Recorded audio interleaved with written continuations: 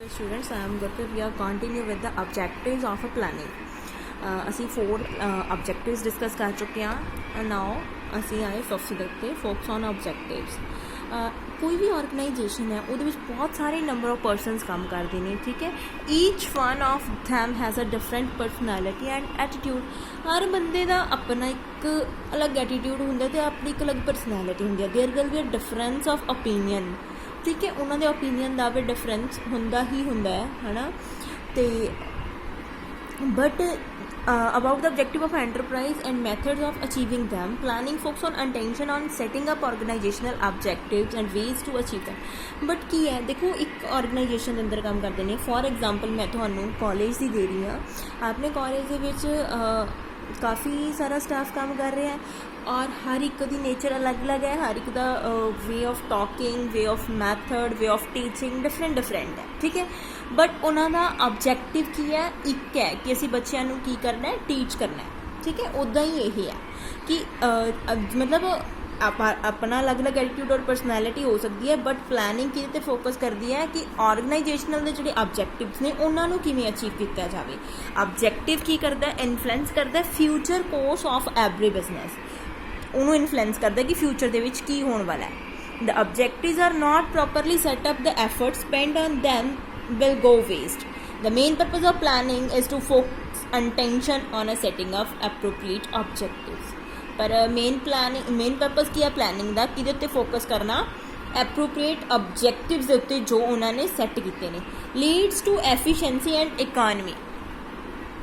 Planning ਦੇ ਵਿੱਚ planning involves efficient utilization of various resources like capital, labor, machinery. ਹਾਂਜੀ, ਹੁਣ ਦੇਖੋ ਸਾਡੇ ਕੋਲੇ ਜੋ ਚੀਜ਼ ਅਵੇਲੇਬਲ ਹੈ, ਜੋ ਸਾਡੇ ਕੋਲੇ ਰਿਸੋਰਸਿਸ ਹੈਗੇ ਨੇ, ਜਿੰਨੀ ਕੈਪੀਟਲ ਹੈਗੀ ਹੈ, ਜਿੰਨੀ ਲੇਬਰ ਹੈ, ਮਸ਼ੀਨ ਮਟੀਰੀਅਲ, ਜੋ ਵੀ ਜਿੰਨਾ ਵੀ ਹੈਗਾ ਉਸ ਨੂੰ ਅੱਛੇ ਤਰੀਕੇ ਦੇ ਨਾਲ ਯੂਟੀਲਾਈਜੇਸ਼ਨ ਕਰਨਾ ਔਰ ਉਸ ਦੇ ਵਿੱਚੋਂ ਤੁਸੀਂ ਇੱਕ ਅੱਛਾ ਹੀ ਆਊਟਪੁੱਟ ਲੈ ਕੇ ਆਉਣੀ, ਠੀਕ ਹੈ ਜੀ. Limited factors. Planner should consider the limited factor like money. ਉਹੀ ਚੀਜ਼, ਇਹੀ ਪੁਆਇੰਟ ਆ ਗਿਆ ਇੱਕ ਤਰ੍ਹਾਂ ਦਾ ਕਿ ਤੁਹਾਡੇ ਕੋਲ ਮਨੀ ਜਿਹੜੀ ਉਹ ਲਿਮਿਟਡ ਜੀ ਹੈ, ਮੈਨ ਪਾਵਰ ਤੁਹਾਡੇ ਕੋਲ ਲਿਮਿਟਡ ਜੀ ਹੈ ਨਾ. ਅਤੇ ਤੁਸੀਂ ਨੇ ਉਸ ਤੋਂ ਪਹਿਲਾਂ ਪਲੈਨਿੰਗ ਕਰਨੀ ਹੈ ਵੀ ਅਸੀਂ ਉਹ ਸਭ ਚੀਜ਼ਾਂ ਨੂੰ ਕਿਵੇਂ ਮੈਨੇਜ ਕਰ ਸਕਦੇ ਹਾਂ. ਸਾਡੇ ਕੋਲ ਲਿਮਿਟਡ ਜਿਹੜੇ ਫੈਕਟਰਸ ਨੇ, ਪਲੈਨਰ ਉਹ ਚੀਜ਼ਾਂ ਨੂੰ ਇਗਨੋਰ ਕਰਕੇ ਇੱਕ ਅੱਛੀ ਪਲੈਨਿੰਗ ਬਣਾਉਂਦਾ ਕਿ ਆਪਾਂ ਕਿੱਦਾਂ ਇਸ ਚੀਜ਼ ਦੇ ਨਾਲ ਲਿਮਿਟਡ ਫੈਕਟਰਸ ਦੇ ਵਿੱਚ ਇੱਕ ਅੱਛਾ ਰਿਜ਼ਲਟ ਲੈ ਕੇ ਆ ਸਕਦੇ ਹਾਂ. ਕੋਆਰਡੀਨੇਸ਼ਨ ਦੇਖੋ, ਤਾਲਮੇਲ. ਇਹਦਾ ਕੀ ਮਤਲਬ ਹੈ? ਇੱਕ ਆਰਗੇਨਾਈਜੇਸ਼ਨ ਦੇ ਵਿੱਚ ਬਹੁਤ ਡਿਫਰੈਂਟ ਟਾਈਪਸ ਆਫ ਪੀਪਲ ਕੰਮ ਕਰਦੇ ਨੇ, ਪਹਿਲਾਂ ਵੀ ਮੈਂ ਦੱਸ ਚੁੱਕੀ ਹਾਂ, ਹੈ ਨਾ. ਅਤੇ ਕੋਆਰਡੀਨੇਟ ਦੇ ਵਿੱਚ ਕੀ ਹੁੰਦਾ ਹੈ? ਕੋਆਰਡੀਨੇਟ ਦੇ ਵਿੱਚ ਤਾਲਮੇਲ ਹੁੰਦਾ ਕਿ ਤੁਸੀਂ ਆਪਸ 'ਚ ਕਿੰਨਾ ਕੁ ਬਣਾ ਕੇ ਰੱਖਦੇ ਹੋ. ਤਾਂ coordinates the word, how, is, why and where of planning. In the absence of planning different segments of the organisation may pursue divergent objective. ਦੇਖੋ, ਜੇ ਪਲੈਨਿੰਗ ਹੀ ਨਹੀਂ ਹੈਗੀ ਤਾਂ ਹਰ ਬੰਦਾ ਉਹ ਕਹੂਗਾ ਕਿ ਯਾਰ ਮੈਂ ਨਹੀਂ ਇਹ ਕੰਮ ਕਰਨਾ, ਦੂਜਾ ਕਹੂਗਾ ਮੈਂ ਨਹੀਂ ਇਹ ਕਰਨਾ. ਤਾਂ ਫਿਰ ਉਹ ਚੀਜ਼ ਦੇ ਵਿੱਚ ਕਿਤੇ ਨਾ ਕਿਤੇ ਪ੍ਰੋਬਲਮ ਕ੍ਰੀਏਟ ਤਾਂ ਤੁਹਾਨੂੰ ਆਪਸ ਦੇ ਵਿੱਚ ਬਣਾ ਕੇ ਹੀ ਮਤਲਬ ਚੱਲਣਾ ਪੈਂਦਾ. ਦੇਖੋ ਹੁਣ ਕਈ ਵਾਰ ਕੀ ਹੁੰਦਾ, ਤੁਹਾਨੂੰ ਇਕੱਲੇ ਬੱਚੇ ਨੂੰ ਅਸਾਈਨਮੈਂਟ ਮਿਲਦੀ ਹੈ, ਠੀਕ ਹੈ. ਅਤੇ ਕਈ ਵਾਰ ਕੀ ਹੁੰਦਾ ਕਿ ਤੁਹਾਨੂੰ ਗਰੁੱਪ ਅਸਾਈਨਮੈਂਟ ਮਿਲਦੀ ਹੈ. ਅਤੇ ਜਦੋਂ ਗਰੁੱਪ ਅਸਾਈਨਮੈਂਟ ਮਿਲਦੀ ਹੈ ਤਾਂ ਤੁਹਾਨੂੰ 3 ਜਾਂ 4 ਜਣਿਆਂ ਨੂੰ, ਜਿੰਨਿਆਂ ਨੂੰ ਵੀ ਗਰੁੱਪ ਦੇ ਵਿੱਚ ਪਰਸਨਸ ਹੁੰਦੇ ਨੇ, ਉਹਨਾਂ ਨੂੰ ਮਿਲ ਕੇ ਕੰਮ ਕਰਨਾ ਪੈਂਦਾ. ਤਾਂ ਸਭ ਨੂੰ ਮਤਲਬ ਆਪਸ ਦੇ ਵਿੱਚ ਰਲ ਕੇ ਵੀ ਹਾਂ ਵੀ ਇਹ ਚੀਜ਼ ਐਵੇਂ ਹੋਊਗੀ ਅਤੇ ਸਭ ਦਾ ਡਿਸੀਜ਼ਨ ਡਨ ਹੋਊਗਾ ਤਾਂ ਉਹ ਚੀਜ਼ ਹੋਈ, ਠੀਕ ਹੈ ਜੀ. Realistic planning is based on a future forecast. ਹਾਂ, ਕਿ ਮਤਲਬ ਫਿਊਚਰ ਦੇ ਵਿੱਚ ਕੀ ਹੋਣ ਵਾਲਾ ਉਹ ਚੀਜ਼ ਨੂੰ ਦੇਖਦੇ ਹੋਏ ਅਸੀਂ ਪਲੈਨਿੰਗ ਕਰਦੇ ਹਾਂ. So future is always uncertain but the prediction should be realistic as possible. ਹਾਂ, ਕਿ ਫਿਊਚਰ ਕੀ ਹੈ, ਅਸਰਟੇਨ ਹੈ, ਸਾਨੂੰ ਨਹੀਂ ਪਤਾ, ਪਰ ਫਿਰ ਵੀ ਅਸੀਂ ਪ੍ਰੈਡਿਕਸ਼ਨ ਲਗਾ ਕੇ ਚੱਲ ਸਕਦੇ ਹਾਂ, ਹੈ ਨਾ. ਪ੍ਰੈਡਿਕਸ਼ਨ ਦਾ ਮਤਲਬ ਕੀ ਹੁੰਦਾ ਕਿ ਫਿਊਚਰ ਬਾਰੇ ਪਹਿਲਾਂ ਹੀ ਸੋਚ ਕੇ ਚੱਲਣਾ ਵੀ ਇਹ ਚੀਜ਼ ਹੋਊਗੀ. The objective should be realized with normal efforts. Planning is based on wishful thinking. Planning ਕਿਹਦੇ ਉੱਤੇ based ਹੈ? wishful thinking ਦੇ ਉੱਤੇ. Then it is not possible to achieve the goal. Planning is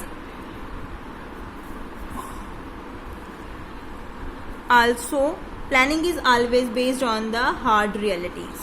ਕਹਿੰਦੇ ਵੀ ਇੱਕ ਵਿਸ਼ਫੁਲ ਥਿੰਕਿੰਗ ਹੈ ਜੋ ਅਸੀਂ ਸੋਚ ਕੇ ਚੱਲਦੇ ਹਾਂ ਵੀ ਇੱਦਾਂ ਹੋਊਗਾ, ਪਰ ਇਹ ਪੋਸੀਬਲ ਨਹੀਂ ਹੁੰਦਾ ਗੋਲਸ ਨੂੰ ਅਚੀਵ ਕਰਨ ਦੇ ਲਈ.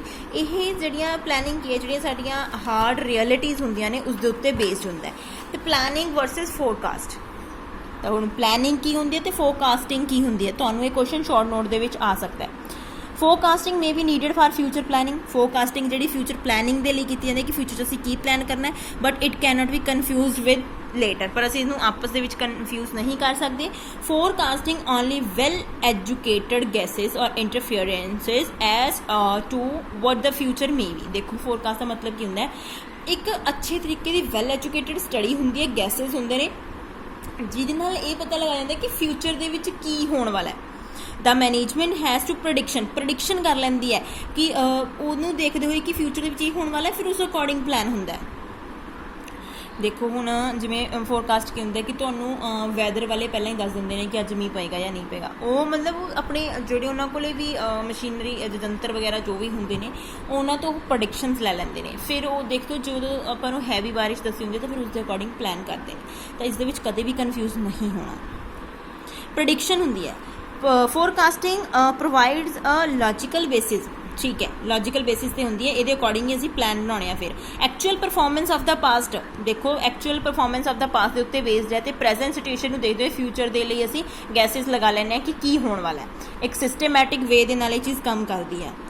प्लैनिंग की है, only an attempt in deciding what will we do about probability. जो असीं सोचा भी ये प्रोबेबिलिटी होगी उहदे ते असीं की प्लैन कर रहे हैं, that is a planning. Planning बारे तो मैं बहुत दस चुकी हाँ, ठीक है।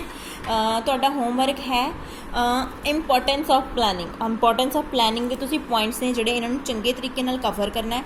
कुछ भी तुहानूं नहीं समझ आ रहा then I will be discuss the limitations. Planning process नूं मैं कल कंटिन्यू करूँगी है ना, एक नवी वीडियो के नाल।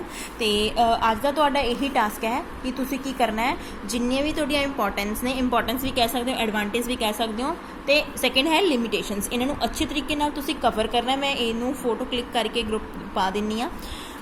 तो तुहानूं नहीं समझ आया तो तुसीं मैनूं कदों भी पूछ सकते हो, मैसेज ते कॉल करके। प्लैनिंग प्रोसैस है जिहड़ा that is very much important for your final examination. इनू अच्छे तरीके नाल आपां कल दी वीडियो दे विच कवर करांगे। तो हुण तक कुछ भी नहीं समझ आया तो कोई भी तुसीं कदों भी मैनूं मतलब 9 to 4 टाइम 9 to 4 के बिटवीन तुसीं मैनूं कदों भी पूछ सकते हो। Okay, bye bye.